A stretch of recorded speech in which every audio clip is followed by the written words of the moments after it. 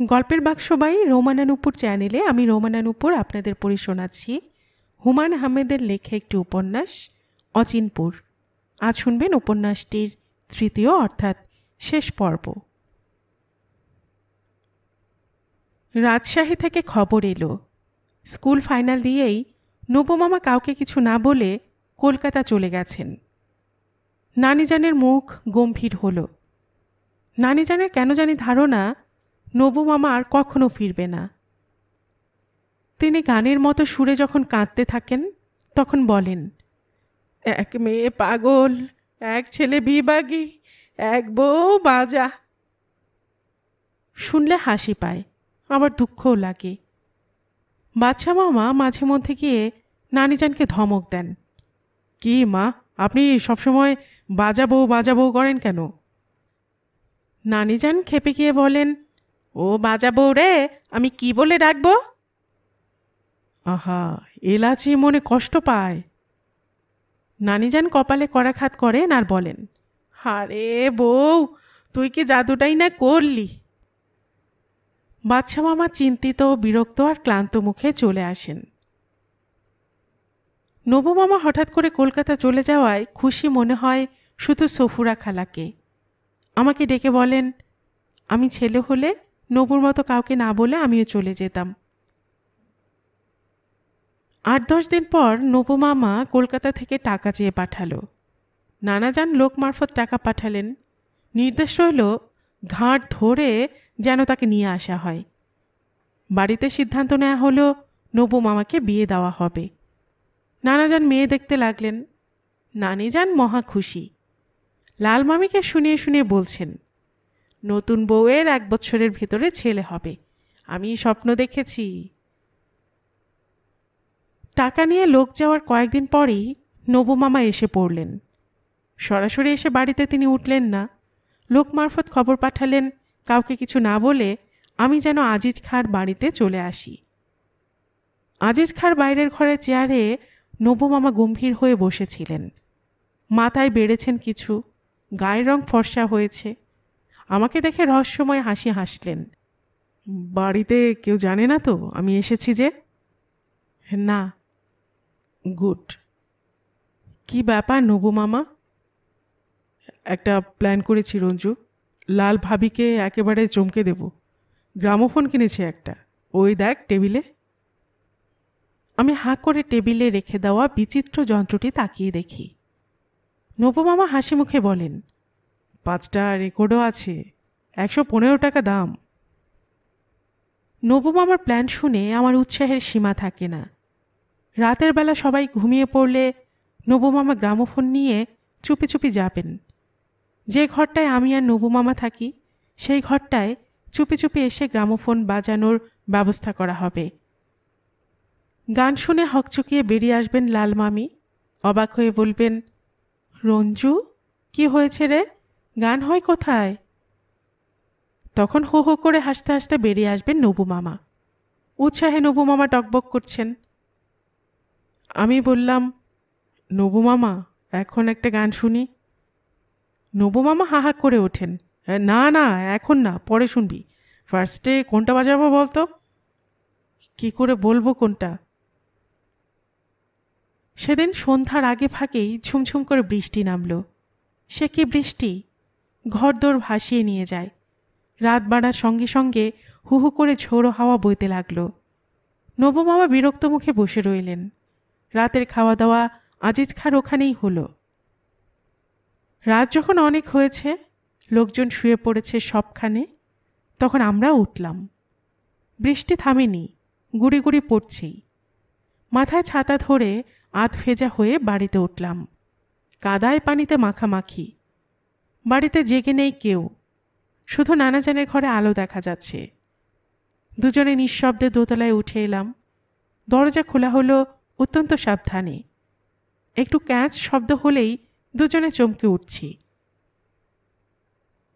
অন্ধকারে হাতড়ে হাতড়ে গ্রামোফোন বের করলেন নবুমামা। বহু কষ্ট করে চোং ফিট করা হলো। দম দিতে গিয়ে বিপত্তি, ঘ্যাস ঘ্যাস শব্দ হয়। তবে ভরসার কথা, ঝমঝমিয়ে বৃষ্টি নেমেছে। নবু মামা ফিসফিসিয়ে বললেন, কোন গানটা দিয়েছি কে জানে, একটা খুব বাজে গান আছে, এটা প্রথমে এসে গেলে খারাপ হবে খুব। আমি বললাম, নবু মামা দেরি করছো কেন? দিচ্ছি, বৃষ্টির একটু কমুক, নয়তো শুনবে না। বৃষ্টির বেগ একটু কমে আসতেই গান বেজে উঠল। আমার ভাঙা ঘরে চাঁদের আলো, তোরে আমি কোথায় রাখি বল। লালমামি গান শুনে মুগ্ধ হবে কি, আমি নিজেই মোহিত হয়ে গেলাম। কি অপূর্ব কিন্নর কণ্ঠে গান হচ্ছে। বাইরে ঝমঝমিয়ে বৃষ্টি, আবেগে আমার চোখ ভিজে উঠল। নবু মামা ফিসফিসিয়ে বললেন, কি ব্যাপার, ভাবি আসে না যে, অরঞ্জু? আমি সে কথার জবাব দিলাম না। বাইরে তখন ঝড় উঠেছে, জানালার কপাটে শব্দ হচ্ছে খটখট। নবু মামা জানালা বন্ধ করবার জন্য উঠে দাঁড়িয়েছে। অমনি লাল মামি ডাকলেন, রঞ্জু, রঞ্জু। নবু মামা ফিসফিস করে বললেন, চুপ করে থাক, কথা বলবি না। আমি চুপ করে রইলাম। নবু মামা অন্য রেকর্ড চালিয়ে দিল, যদি ভালো না লাগে তো দিও না মন। লাল মামি দরজায় ঘা দিলেন, ও রঞ্জু, কি ব্যাপার, গান হয় কোথায়? নবু মামা উত্তেজনা চেপে রাখতে না পেরে হো হো করে হেসে উঠলেন, চেঁচিয়ে উঠলেন, ভাবি তোমার জন্য আনলাম, তোমার জন্য। নবু মামা লাল মামির হাত ধরে টেনে ভেতরে নিয়ে এলো। কি ফুর্তি তার! লাল মামি বললেন, কলের গান না, ছোটবেলায় দেখেছিলাম একবার, চোং আছে, বাতি জ্বালাও না। বাতি জ্বালানো হলো। লাল মামিকে দেখব কি, নবু মামার দিকে তাকিয়ে আছি। আনন্দে উত্তেজনায় নবু মামার চোখ জলজল করছে। মামি বললেন, ভাঙা ঘরে চাঁদের আলো গানটা আরেকবার দাও। সেই অপূর্ব গান আবার বেজে উঠল। বাইরে তখন ঝড় বৃষ্টি। সে রাতের কথা আমার খুব মনে আছে। একটি মানুষের সামগ্রিক জীবনে মনে রাখবার মতো ঘটনা তো খুব সীমিত। কত মানুষ আছে, সমস্ত জীবন কেটে যায়, কোনো ঘটনায় মনে রাখবার মতো আবেগ তার ভেতর সৃষ্টি করে না। আমি নিজে কত কিছুই তো ভুলে বসে আছি, কিন্তু মনে আছে সে রাতে গান শুনতে শুনতে নিজের অজান্তেই আমার চোখে পানি এসেছিল। নবু মামা আর লাল মামি যেন দেখতে না পায়, সেজন্য আমি মাথা ঘুরিয়ে জানালার দিকে তাকিয়ে রয়েছি।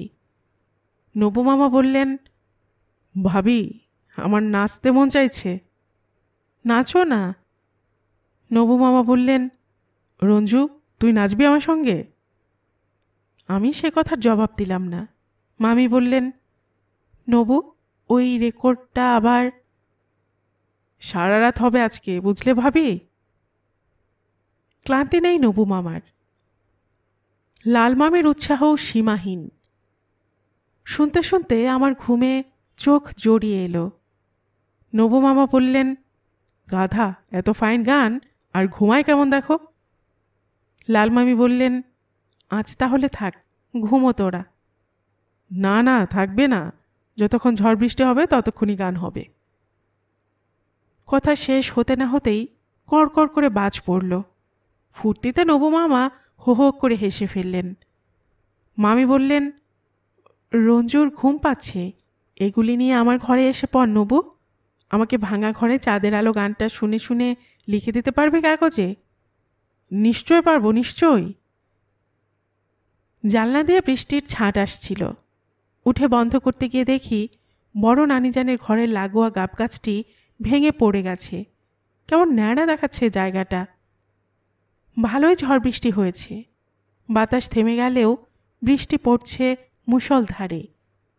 কে জানে গতবারের মতো এবারেও হয়তো বান ডাকবে। গতবার এরকম সময়ে বাড়ি থেকে নদীর শোষ শব্দ শোনা গেছে। চাদর মুড়ি দিয়ে শুয়ে শুয়ে শুনি নবু মামা বলছেন, ভাবি তুমিও গাও সঙ্গে সঙ্গে। না না, আমি পারবো না, তুই গা, মাটি মেয়ে পোড়নটা গা। নবু মামা হেড়ে গলায় গান ধরলেন, মাটি মে পৌরন, মাটি মে শ্রাবণ, মাটি মে তনবন জায়গা। গান শেষ হওয়ার সঙ্গে সঙ্গে লাল মামি বললেন, দক্ষিণে জানালা বন্ধ কর নবু, ভিজে যাচ্ছি। নবু মামা বললেন, বাচ্চা ভাই কোথায়? 2 দিন ধরে দেখা নেই, কোথায় কে জানে। যদি ভালো না লাগে গানটা দে, ঘুম আসছে যে আবার। ও নবু, তোর ঘুম পায় না? শুনতে শুনতে ঘুমে চোখ জড়িয়ে এলো। ঘুমোতে ইচ্ছে করছিল না, শুয়ে শুয়ে গান শুনতে কি ভালোই না লাগে। ক্রমে ক্রমে ঝড়ের মতো বাতাসের বেগ হলো। বাড়ি লম্বা থামে বাতাসের শো শো শব্দ উঠতে লাগলো। দড়াম দড়াম শব্দ করে দরজা নড়তে লাগলো। উঠে দাঁড়িয়েছি হ্যারিকেন জ্বালাবো বলে, অমনি সফুরা খালা ডাকলেন, রঞ্জু, ও রঞ্জু। দরজা খুলে দেখি সারা গায়ে চাদর জড়িয়ে সফুরা খালা বৃষ্টির ছাঁটে ভিজছেন। মৃদুকণ্ঠে বললেন, এদিকে গান হচ্ছিল না কি রঞ্জু? হ্যাঁ, নবু মামা কলের গান বাজাচ্ছিলেন। কলের গান এনেছেন নবু মামা। নবু কোথায়? লাল মামি আর নবু মামা গান বাজাচ্ছেন। সফুরা খালা আরও একটু এগিয়ে এসে বললেন, কই, গান শুনছি না তো। আমরা দুজন কিছুক্ষণ চুপচাপ দাঁড়িয়ে রইলাম। সফুরা খালা অস্পষ্ট স্বরে বললেন, রঞ্জু, আমার ভীষণ ভয় লাগছে। সেই অপূর্ব বৃষ্টি স্নাত রাতে যে ভয় করবার মতো কিছু একটা লুকিয়েছিল তা আমি বুঝতে পারিনি। সফুরা খালা শীতে কাঁপছিলেন, তার মুখ দেখা যাচ্ছিল না। তবু শুধুমাত্র তার কথা শুনেই ধারণা হলো কোথাও নিশ্চয়ই ভয় লুকিয়ে আছে। সফুরা খালা কিছুক্ষণ দাঁড়িয়ে থেকে দ্রুত চলে গেলেন, যেন কোনো হিংস্র জন্তু তাকে তাড়া করেছে। মাতালের মতো বেসামাল পদক্ষেপ। আমি এসে শুয়ে পড়লাম। ঘুম ভাঙল অনেক বেলায়। মেঘ কেটে গেছে, রোদ উঠেছে ঝকঝকে। জানালা দিয়ে বাইরে তাকালেই মনে সব গ্লানি কেটে যায়। আরও কিছুক্ষণ শুয়ে থাকবো কিনা ভাবছি, তখন নবু মামা এসে ডাকলেন, আয় মাছ মারতে যাই, নতুন পানিতে মেলা মাছ এসেছে। ছিপ, কানিজাল ইত্যাদি সরঞ্জাম নিয়ে নৌকো করে চললাম দুজনে হলদা পোতা। কিন্তু নবু মামার মাছ মারার মন ছিল না। অপ্রাসঙ্গিক নানা কথা বলতে লাগলেন। দুপুর পর্যন্ত আমরা ইতস্তত ঘুরে বেড়ালাম। নবু মামার ভাবভঙ্গি আমার কাছে কেমন কেমন লাগলো। তিনি যেন বিশেষ কোনো কারণে পালিয়ে বেড়াচ্ছেন। বিয়ের কথা হলে কিশোরী মেয়েরা যেমন পালিয়ে গিয়ে লজ্জায় লাল হয়, অনেকটা সেরকম। নবু মামা বললেন, রঞ্জু, আমি আর পড়াশোনা করব না। কেন? ভালো লাগে না।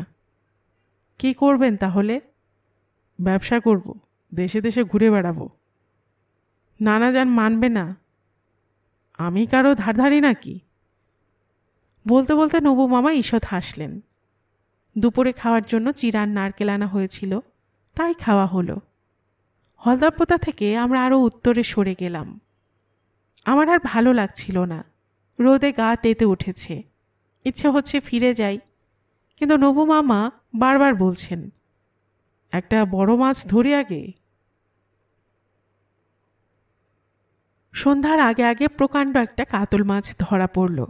সুগঠিত দেহ, কালচে আঁশ, বেলা শেষে রোদে ঝকমক করছে। নৌকার পাটাতনে মাছটা ধরফর করতে লাগলো। দুজনেই মহা খুশি। নবু মামা খুব যত্নে বড়শি খুলে নিয়ে আমার দিকে তাকিয়ে হাসল।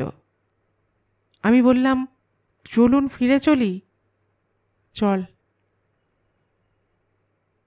ভাটার টানে নৌকো ভেসে চলেছে। হঠাৎ করে নবু মামার ভাবান্তর হলো। আমার দিকে তাকিয়ে নিচু গলায় বললেন, মাছটা ছেড়ে দেই রঞ্জু? কেন মামা? না, ছেড়ে দিই। বলে মাছটা জলে ফেললেন। আমি চুপ করে রইলাম। নবু মামা বললেন, একবার আমি একটা পাখি ধরেছিলাম, টিয়া পাখি। তারপর কি মনে করে ছেড়ে দিয়েছি। আমার খুব লাভ হয়েছিল। কি লাভ হয়েছিল? আজকে মাছটা ছেড়ে দিলাম, দেখিস মাছটা দোয়া করবে আমার জন্য। নবু মামা পাটাতনে শুয়ে উদাস দৃষ্টিতে তাকিয়ে রইলেন। বাড়ি এসে দেখি হুলুস্থুল কাণ্ড। লালমামির সঙ্গে প্রচণ্ড ঝগড়া হয়েছে সফুরা খালার। লাল মামি টেনে সফুরা খালার এক গোছা চুল তুলে ফেলেছে, গাল আঁচড়ে দিয়েছে। সফুরা খালা বিষম দৃষ্টিতে ঘুরে বেড়াচ্ছেন। লাল মামি তার ঘরের দরজা বন্ধ করে রেখেছেন, কারোর সঙ্গে কথাবার্তা নেই। বাদশা মামা আধমলা একটা পাঞ্জাবি গায়ে দিয়ে ঘুরে বেড়াচ্ছেন, মাঝে মাঝে বলছেন, সবাই যদি এলাচির সঙ্গে ঝগড়া করে তাহলে বেচারি কি করবে, কেউ দেখতে পারে না। ছোট নানিজান শুনে শুনে বিরক্ত হয়ে পড়েছেন। একবার ধমকে দিলেন, যা তুই, খামোখা ঘ্যান ঘ্যান, ভাল লাগে না।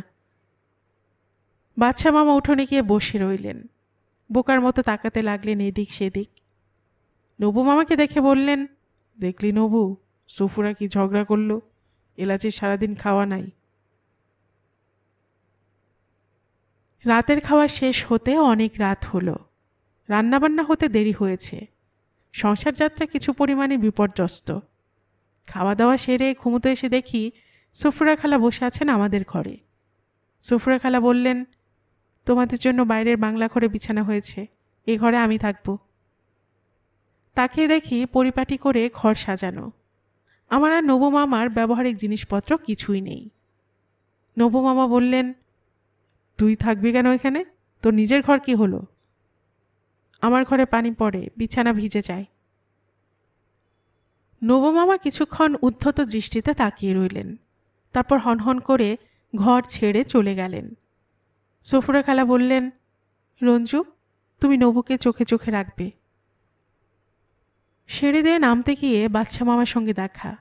বাদশা মামা বললেন, রঞ্জু, এলাচি ভাত খেয়েছে কিনা জানিস? জানি না।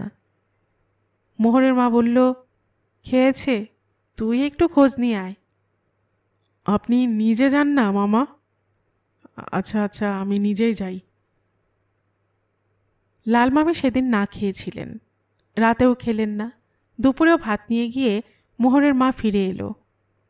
সফুরা খালা অনেক অনুনয় বিনয় করলেন, কিন্তু লাভ হলো না।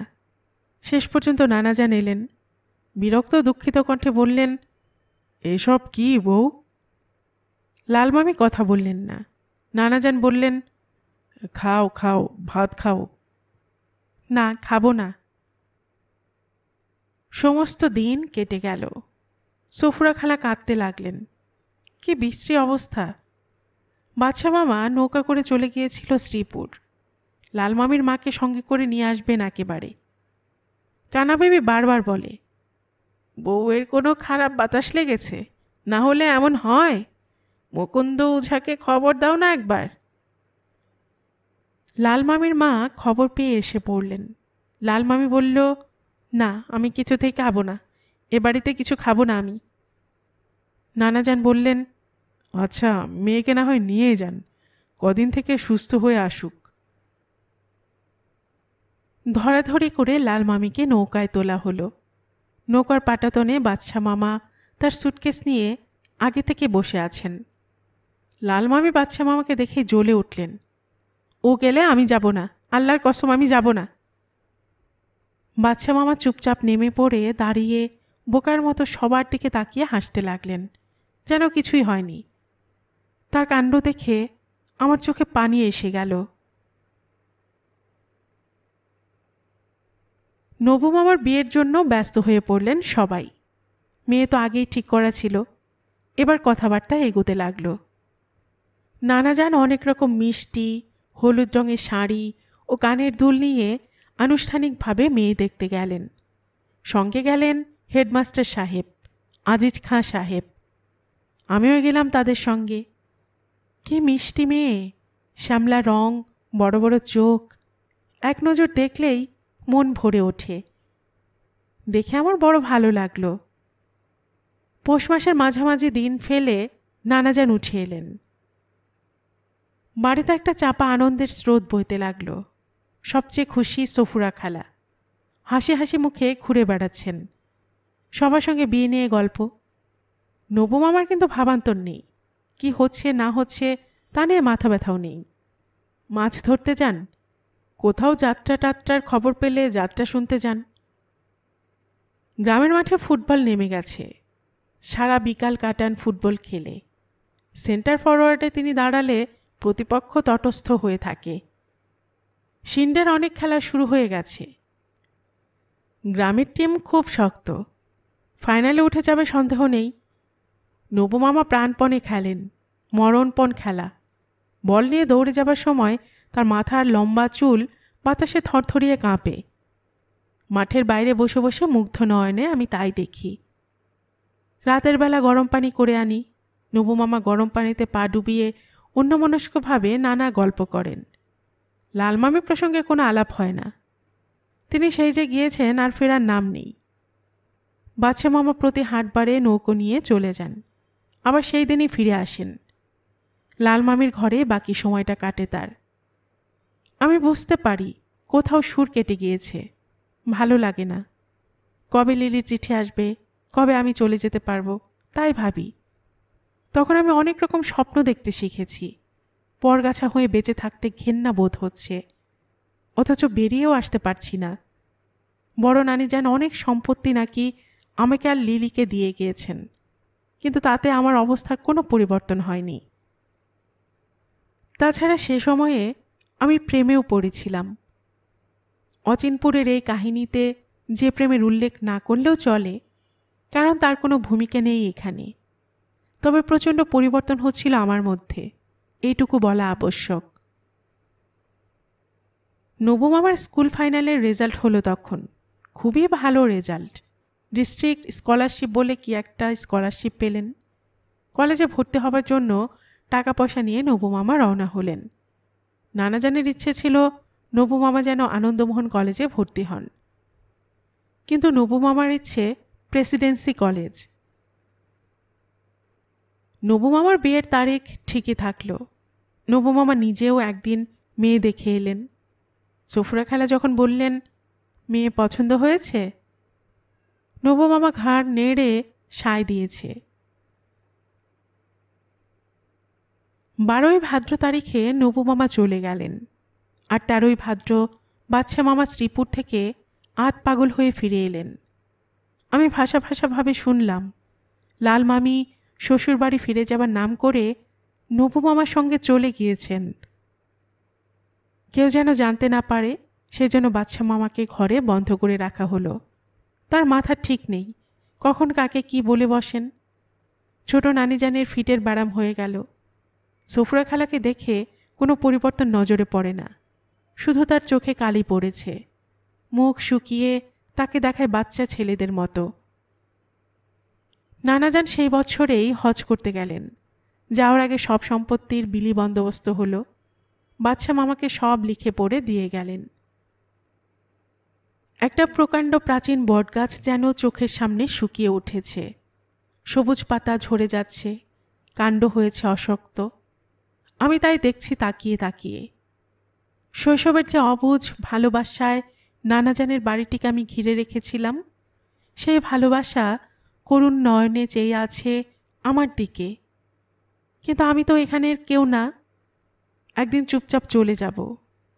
কেউ জানতেও পারবে না রঞ্জু নামের আবেগপ্রবণ ছেলেটি হঠাৎ কোথায় চলে গেল। এত বড় বাড়ি, অথচ এই কজন মাত্র মানুষ আমরা। রাতের বেলা গা ছমছম করে। মোহরের মা মাঝে মধ্যে চমকে ওঠে, ওটা কি গো, ও মা, ভূত নাকি? গাছের পাতায় বাতাস লেগে সরসর শব্দ হয়। এবারে সব কিছুই বদলে গেছে।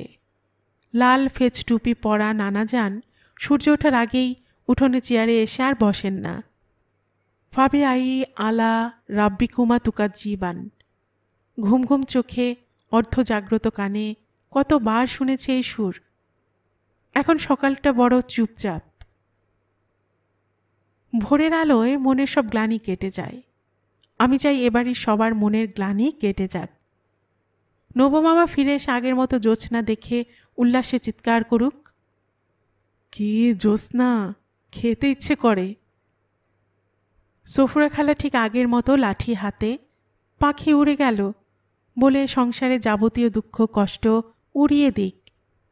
বাদশা মামা তার সাজ পোশাক পরে হিরণ্য রাজার পাঠ করুক। কিন্তু তার হবে না, তা হবার নয়।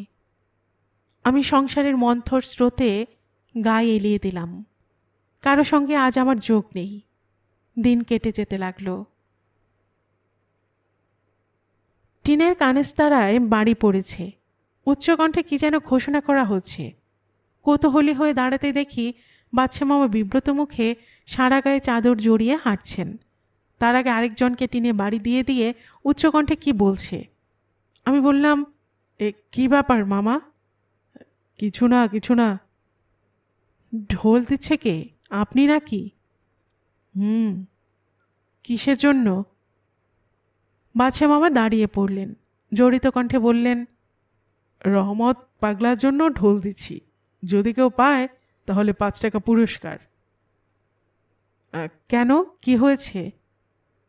বাদশা মামা এগিয়ে যেতে চাইলেন, কিন্তু আমি ততক্ষণে তার হাত চেপে ধরেছি। মামা অসহায়ভাবে তাকালেন আমার দিকে। আমি দৃঢ় গলায় বললাম, বলেন কি ব্যাপার? রঞ্জু পাগলটাকে খেতে দেবার পর থেকে যত অশান্তি শুরু হয়েছে, ফিরিয়ে আনলে সব মিটে। মামা আমার হাত ছাড়িয়ে সামনে এগিয়ে গেলেন। বাদশা মামা আরও অনেক রকম পাগলামি করতে লাগলেন। নানাজানের একটি আম কাঁঠালের প্রকাণ্ড বাগান ছিল, জলের দরে সেটি বেচে দিলেন। বিক্রির টাকা দিয়ে নাকি মসজিদ করবেন। ছোট নানিজান কাঁদো কাঁদো হয়ে বললেন, এসব কী রে বাদশা? বাদশা মামা কৈফিয়তের ভঙ্গিতে বললেন, তিনি নাকি স্বপ্নে দেখেছেন সাদা পোশাক পরা এক জ্যোতির্ময় পুরুষ তাকে বললেন, মসজিদ কর, সব কিছু ঠিক হবে। ছোট নানিজান বললেন, বাদশা, তুই মিথ্যে কথা বলছিস। বাদশা মামা মাথা নিচু করে চলে গেলেন। মসজিদের জন্য ইট পোড়ানো হতে লাগলো। ময়মনসিংহ থেকে রাজমিস্ত্রি এলো। বিরাট এক মিলাদ মাহফিলের মধ্যে মসজিদের কাজ শুরু হলো। নানাজানের 2টি বিল ছিল। বিলের মাঝ থেকে পয়সা আসতো বিস্তর। সেই টাকায় সংসার খরচ গিয়েও বেশ মোটা অংশ জমত। বিল 2টি একই সঙ্গে হাতছাড়া হয়ে গেল। কিভাবে হলো কেউ বলতে পারল না। নানিজান সারাদিন চোখের পানি ফেলতে লাগলেন। রহিম শেখ একসঙ্গে বেশ কয়েকটি মামলা রুজু করল, সমস্তই মিথ্যা মামলা। বাদশা মামা নির্বিকার বসে আছেন মসজিদের সামনে, দেখছেন কি করে ইটের পর ইট বিছিয়ে ভিত তৈরি হচ্ছে।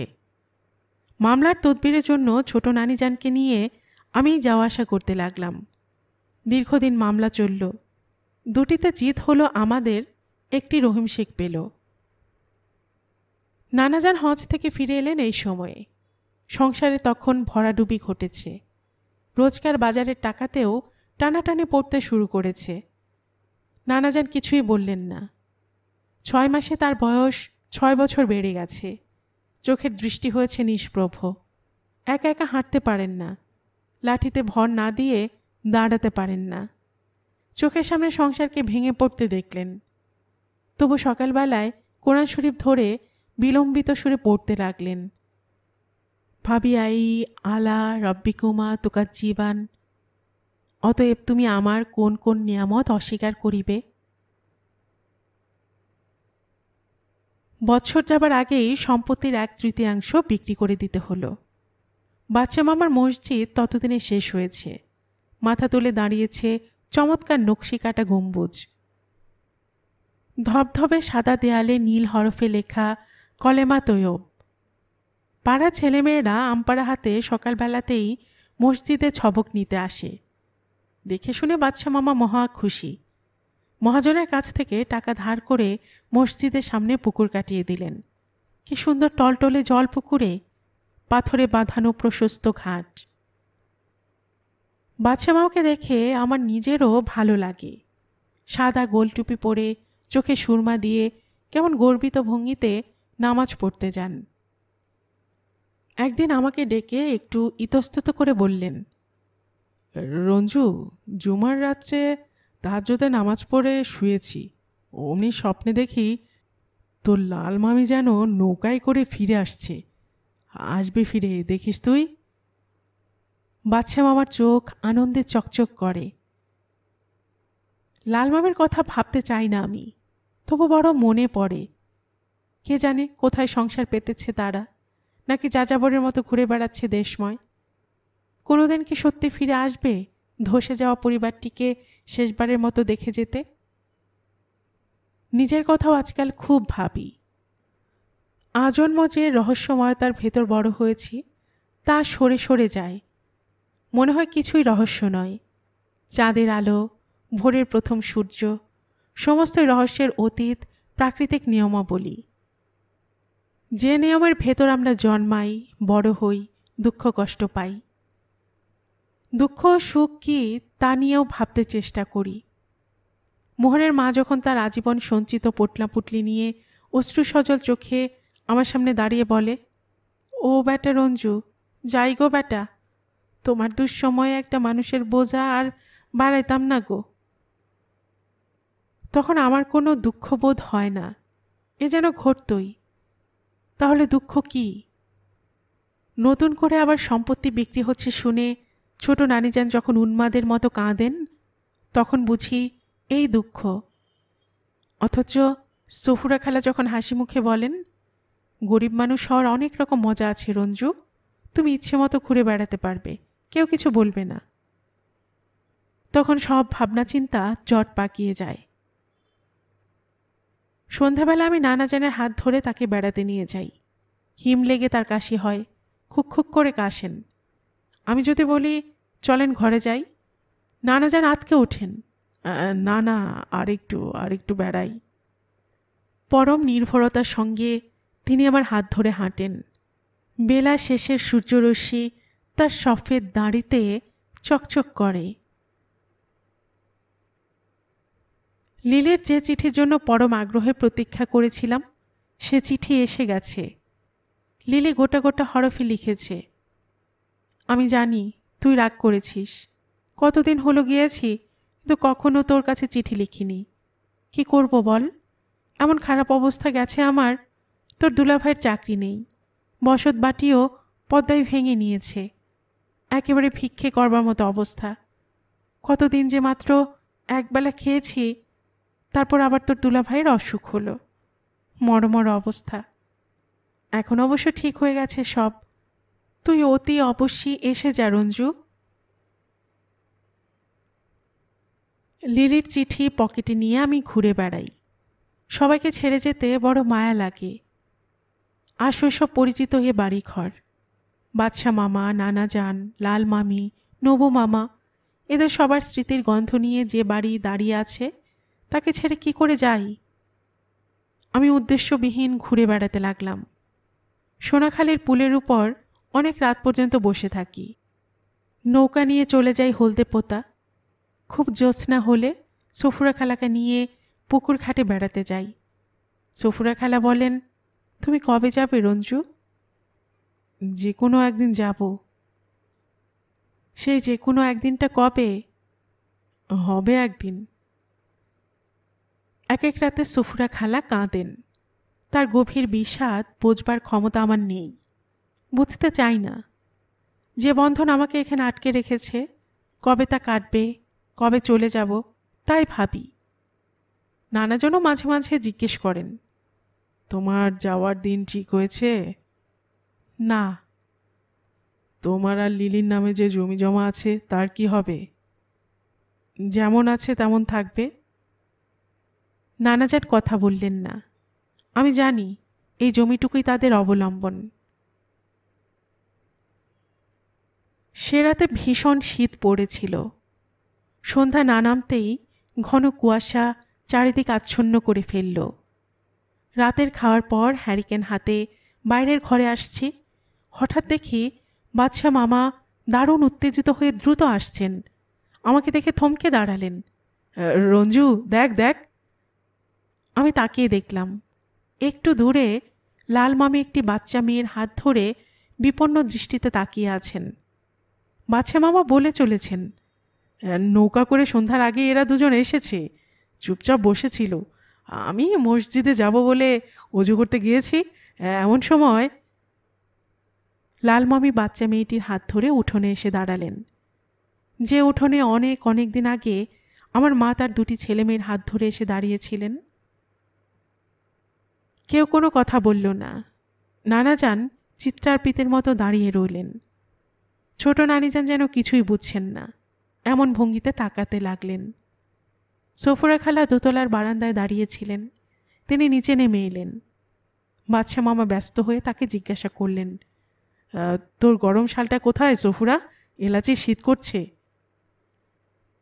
নবু মামার কথা কেউ কিছু জিজ্ঞেস করল না, সবাই চুপ করে রইল।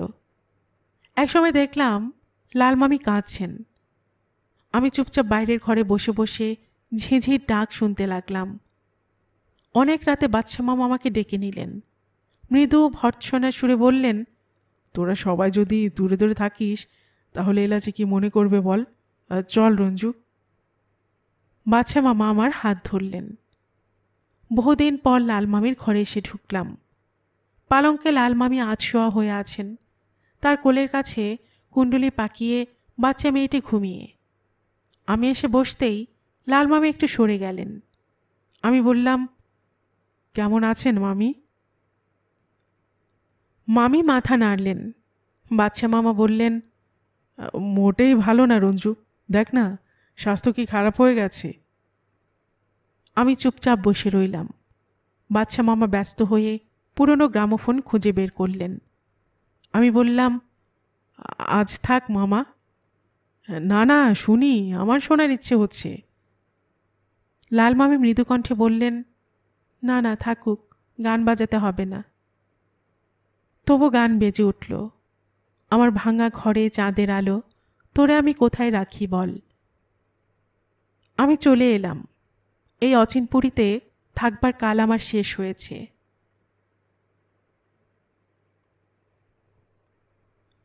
গল্পের বাক্সবাই রোমানা নূপুর চ্যানেলে আমি রোমানা নূপুর এতক্ষণ আপনাদের পড়ে শোনাচ্ছিলাম হুমায়ুন আহমেদের লেখে একটি উপন্যাস অচিনপুর এর তৃতীয় অর্থাৎ শেষ পর্ব। আর এতক্ষণ গল্প পাঠে আমি আপনাদের সাথে ছিলাম রোমানা নূপুর।